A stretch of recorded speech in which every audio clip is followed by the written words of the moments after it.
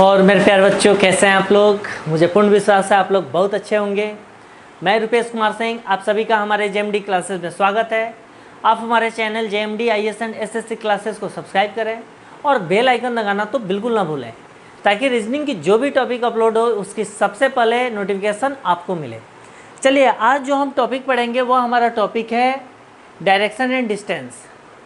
इसमें हमें बस कुछ बातों को याद रखना है। अगर वो बातें हमें अच्छे से याद हैं तो बहुत ही आसानी से हमारे क्वेश्चन बन जाएंगे। वो छोटी सी और थोड़ी बड़ी बातें क्या हैं, पहले क्वेश्चन लिखने के बाद उस सारी बातों पे हम डिस्कस करेंगे। हमारा क्वेश्चन दिया हुआ है, if south east is change to north. अगर दिया हुआ है if south east is change to north, change to north and northeast to west and so on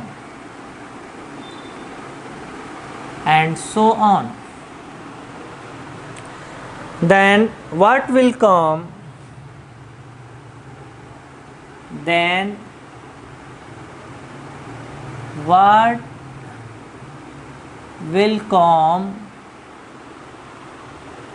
in place of south?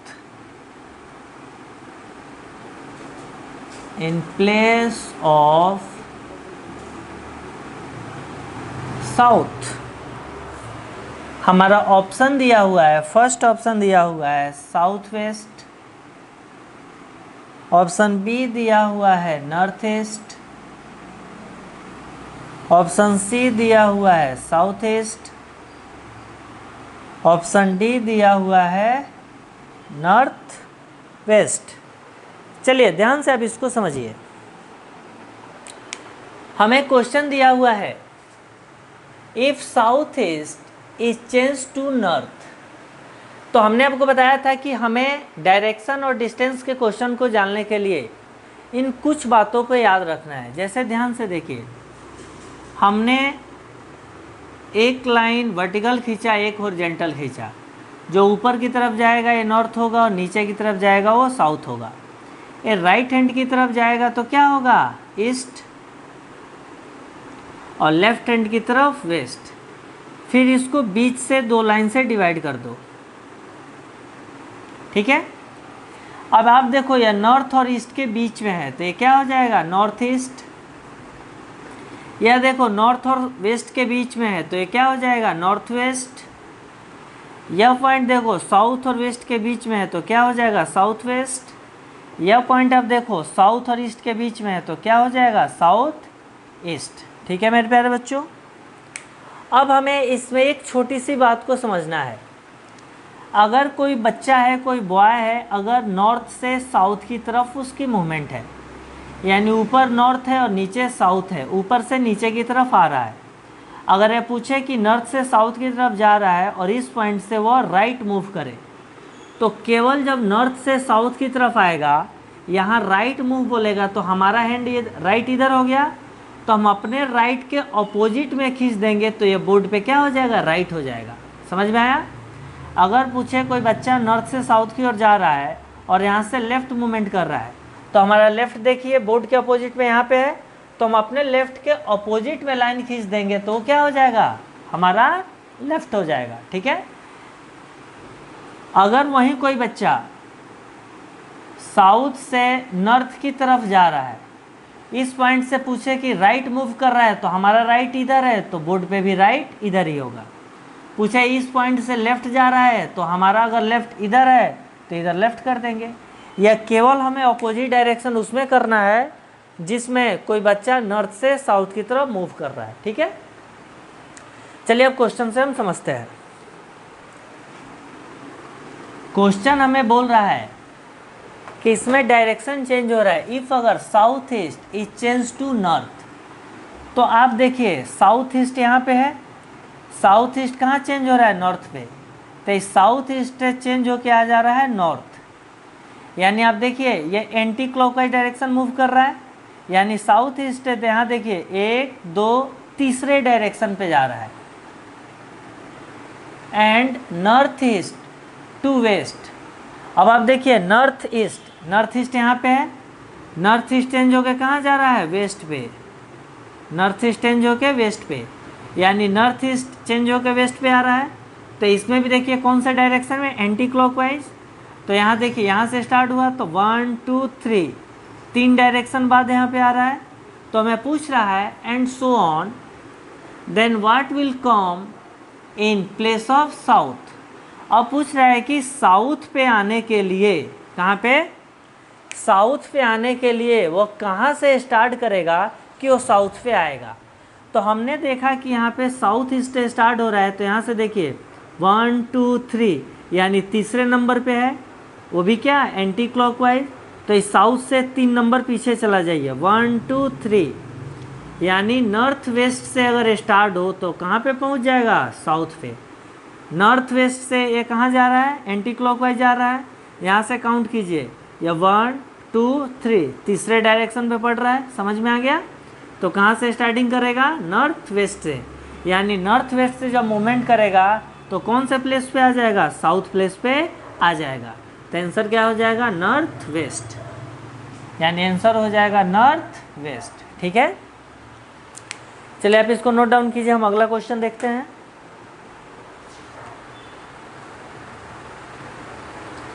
अगला क्वेश्चन हमारा दिया हुआ है, नोट डाउन कर लें तो ठीक है, नहीं तो पॉज करके लिख लेना।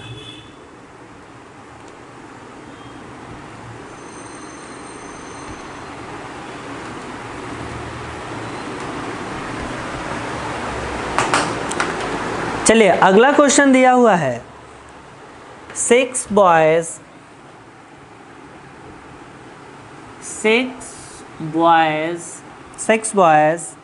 PQRST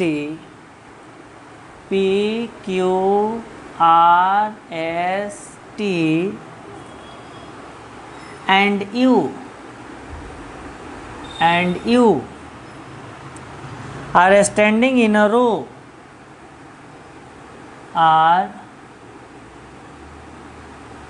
standing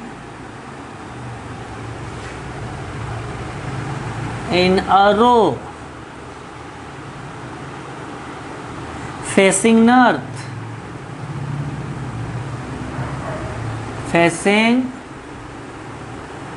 north, P and Q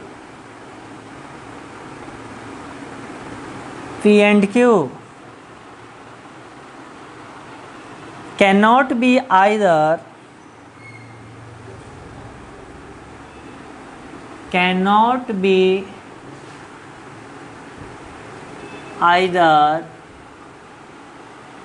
at first or second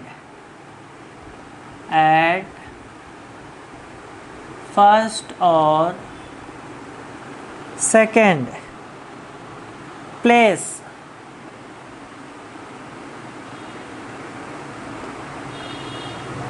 Second place. R and S will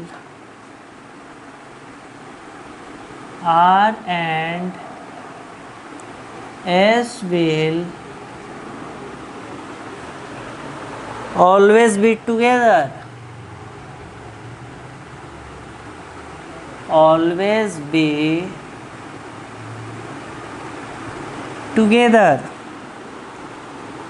And R must be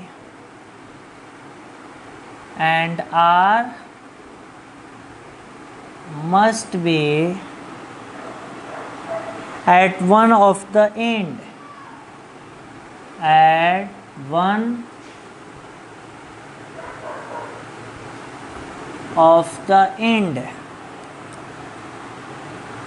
ends.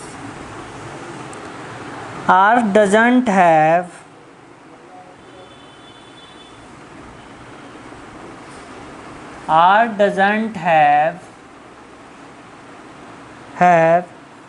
S to his right. To his right.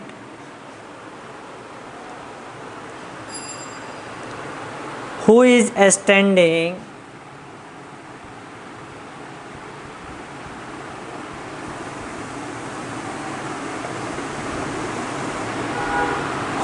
standing on the west end?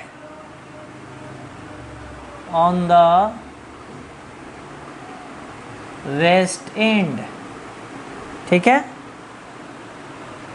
Option A दिया हुआ है south,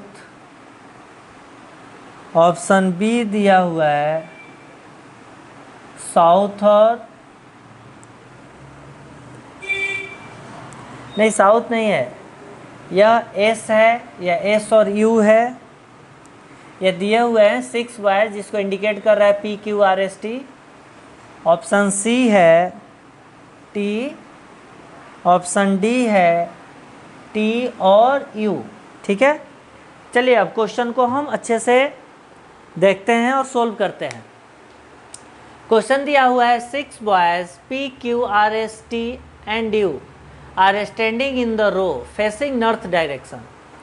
यानी देखिए एक line है तो सबकी face किधर है, इस नॉर्थ डायरेक्शन में है, और एक लाइन में एक रो में सारे बैठे हुए हैं। P and Q cannot be either at the first और सेकेंड। हमने नंबरिंग कर दिया फर्स्ट सेकेंड, थर्ड, फोर्थ, 5 और 6 बच्चे हैं, 6 बच्चे एक रो में बैठे हुए हैं, सबकी फेस किधर है, नॉर्थ की डायरेक्शन में है। ठीक है, क्वेश्चन दिया हुआ है P and Q cannot be either at the first और सेकेंड, यानी फर्स्ट और सेकेंड में ये जो हमारा दिया हुआ है P और Q, यह फर्स्ट और सेकेंड में नहीं बैठेंगे। यानी फिक्स हो गया कि फर्स्ट और सेकेंड पोजीशन पे P और Q नहीं बैठेंगे फर्स्ट और सेकेंड में। ठीक है, तो ध्यान से देखिए इस फर्स्ट और सेकेंड पे P और Q नहीं बैठेंगे। अब हमसे अगला नेक्स्ट क्वेश्चन है R and S will always be together, और यह स्टेटमेंट है कि R और S है ये दोनों एक साथ बैठेंगे। ठीक है, यहाँ दिया हुआ है R must B along at the ends. R हमेशा या तो ये 6 पोजीशन में बैठेगा या फर्स्ट पोजीशन में बैठेगा, यानी R हमेशा दोनों किसी न किसी एंड पे ही बैठेगा, यह फिक्स हो गया। अगला स्टेटमेंट है R doesn't have S to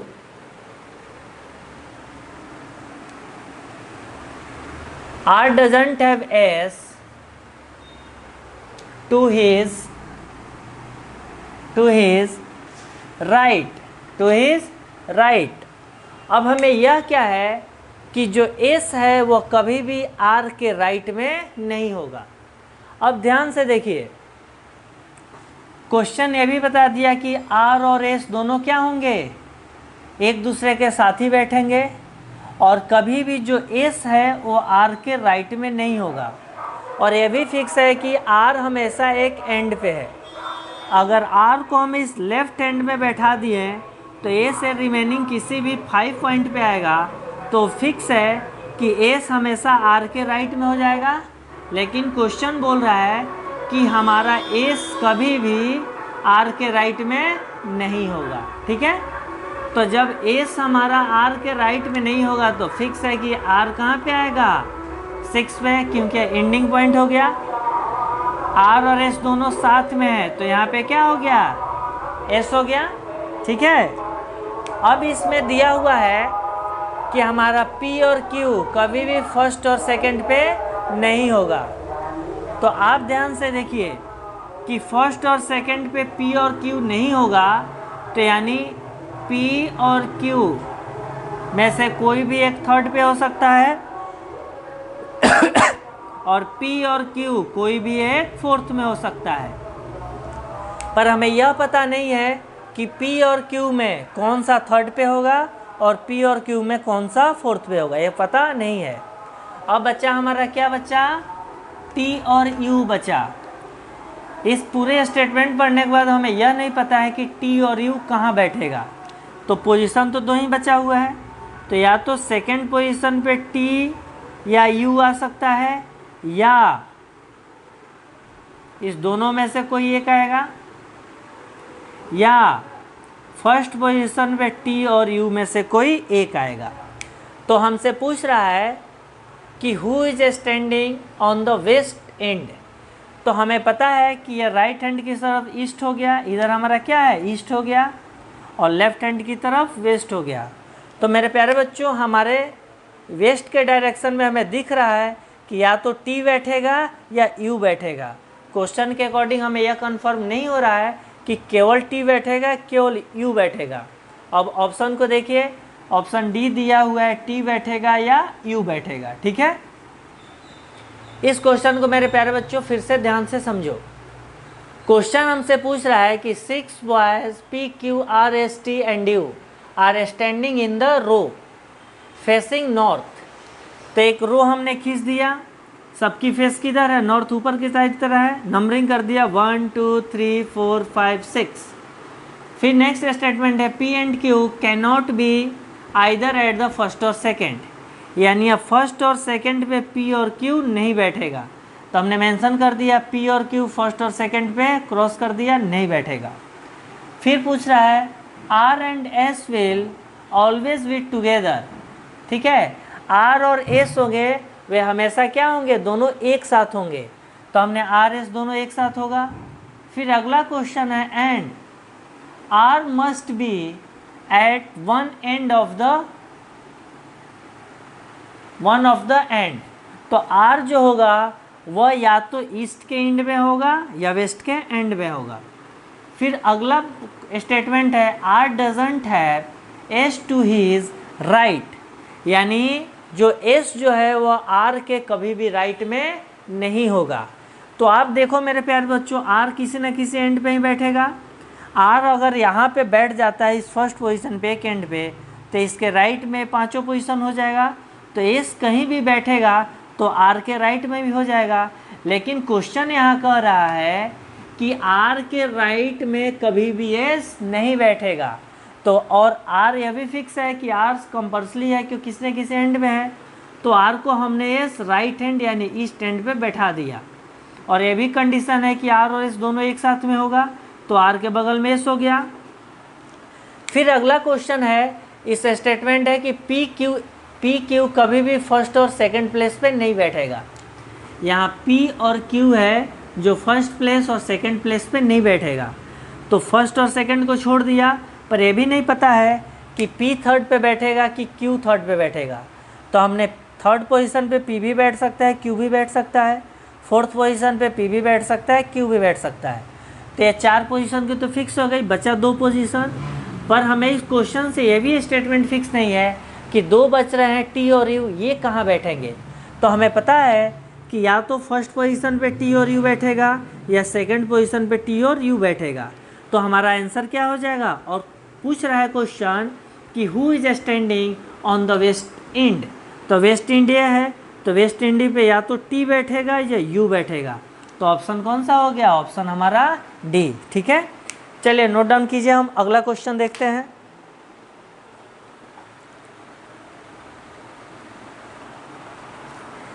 अगला क्वेश्चन हमारा है, लिख लिया आपने, नहीं लिखा तो कोई बात नहीं, आप पॉज करके लिख लेना।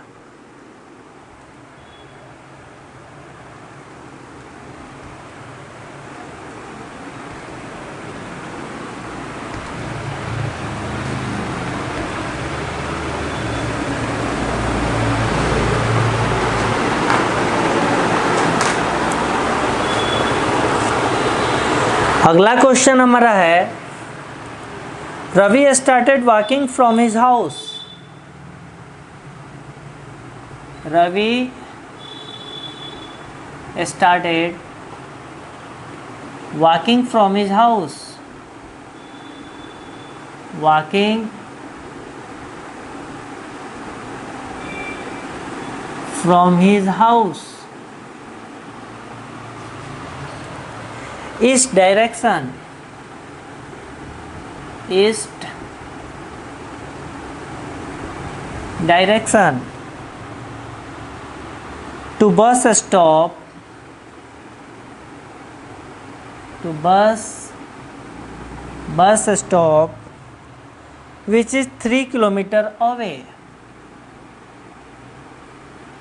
Which is 3 kilometer away. The set of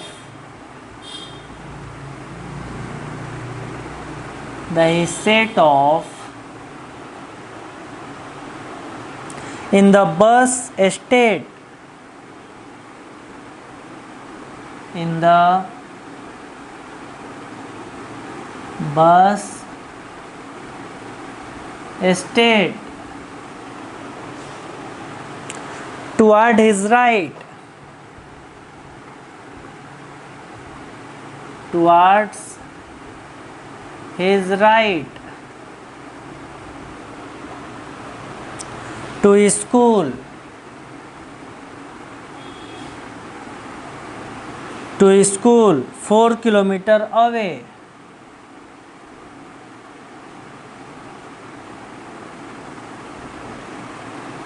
Four kilometer away. What is the crow flight distance? What is the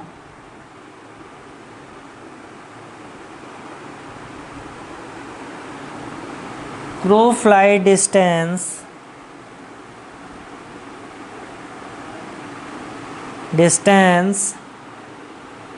from his house? From his house to the school.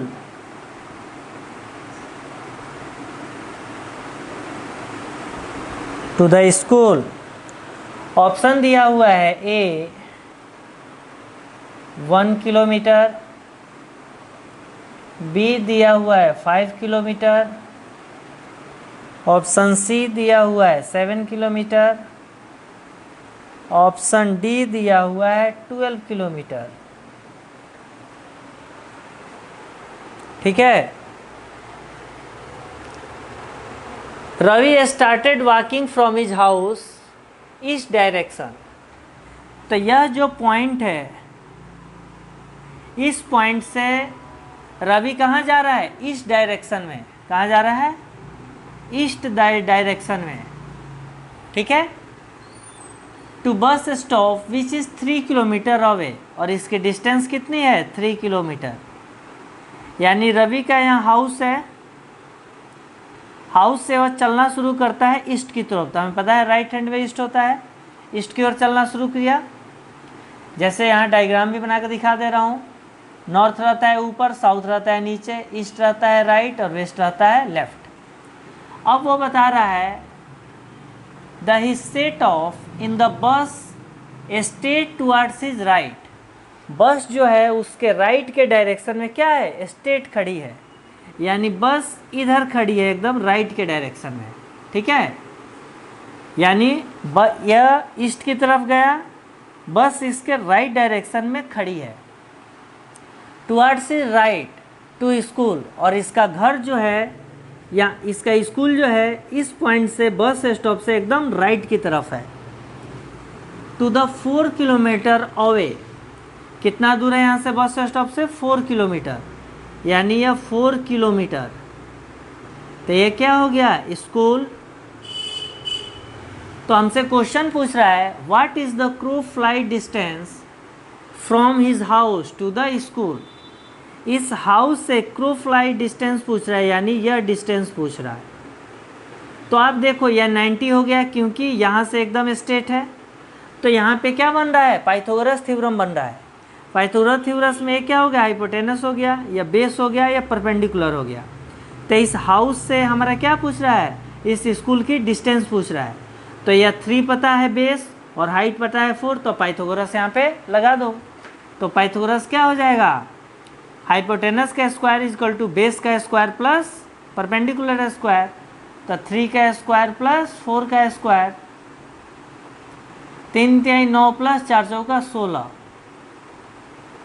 25, तो कितना हो गया 5 किलोमीटर। कितना हो गया 5 किलोमीटर। ठीक है, तो आपको समझ में आ गया पूरे अच्छे से। तो ये हमारा कौन सा हो गया, ऑप्शन बी। ठीक है, तो मेरे प्यारे बच्चों, हमें पूर्ण विश्वास है कि आप सबको समझ में आ गया होगा। देखिए, जीवन में तरक्की करना है तो एक बात को याद रखना है, हमें पढ़ना है तो पूरे अच्छे से पढ़ना है। सिलेक्शन तभी होगा जब आप पढ़ोगे, जब तक आप नहीं पढ़ोगे सिलेक्शन नहीं होगा। आपका टाइम और पैसा दोनों चीज़ कंप्लीट बर्बाद हो जाएगा, और जिस दिन टाइम पैसा दोनों फिनिश हो जाएगा उस दिन आपको समझ में आएगा कि अब आपके पास क्या बचा है।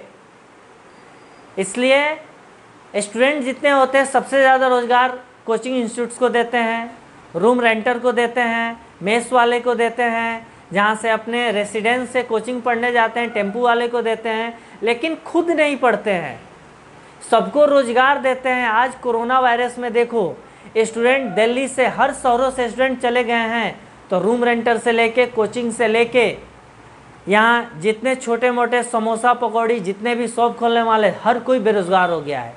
तब आप एक बार सोचो कि आप कितने के ताकत हो। अगर आप सबके ताकत हो, आप सबको रोज़गार दे रहे हो और आप ही मेहनत नहीं करोगे, तो एक दिन आएगा कि सबको रोज़गार तो है लेकिन आप दुनिया के सबसे ज़्यादा बेरोज़गार हो जाओगे। इसलिए पढ़ना है तो पूरे जम के पढ़ो, नहीं पढ़ना है तो दूसरा काम करो, लेकिन समय और टाइम बर्बाद कभी मत करो। यह जीवन है, बहुत ही प्यारा जीवन है। जीवन में कब क्या हो जाए कोई नहीं जानता है। बिहार में फ्लड आ रहा है, असम में फ्लड आ रहा है, कितने लोग मर रहे हैं। कोरोना तो है ही, बादल फट रहा है तो अलग ही है। इसलिए अगर हमें जो भी काम करना है, आप कहीं भी पढ़ाई करते हो, कहीं भी रूम लेकर रहते हो, तो वहाँ रेंट बियर करते हो, घर से पैसे आते हैं, तो उस पैसे का इम्पोर्टेंस को समझो कि जो पैसे आ रहे हैं वो किस मुसीबत से और कैसे आ रहे हैं। पैसे भी लग गए, टाइम भी चला गया और आपने पढ़ाई भी नहीं की, आपने अपने हाथों से अपने करियर को बर्बाद कर लिया, और इसका पनिशमेंट केवल ही केवल जो बर्बाद करता है उसको ही भोगना पड़ता है, और ये फिक्स है। तो इसलिए पढ़ना है तो पूरी जम के पढ़ो, नहीं पढ़ना है तो पेरेंट्स से बात करके डायरेक्ट बोलो, I don't like study, I want to do some work. तो बोलो कि हम स्टडी नहीं करना चाहते, हम काम करेंगे। काम करो, पैसे अर्न करो और सुखद लाइफ जियो। हमें ऐसे नहीं करना है, हमने अपने आप को धोखा नहीं देना है कि हम स्टूडेंट में भी लगे हुए हैं, पढ़ाई भी कर रहे हैं और पढ़ाई बिल्कुल नहीं कर रहे हैं। हमें पता है कि हमें जिस लेवल से जो सिलेक्शन हो रहा है 80%, 85% उसमें मार्क्स लाना है, और हमारी स्टडी है 30% लायक। क्या कभी संभव है कि 30% लायक हम स्टडी कर रहे हैं और 80-85 पे सिलेक्शन हो जा रहा है तो हमारा कभी सिलेक्शन हो जाए? कभी भी पॉसिबल नहीं है। इसलिए सही समय पे रहते आप डिसाइड करो, अपने आप को फ्यूचर को बनाओ, यही आपका सब कुछ है। Okay, thank you.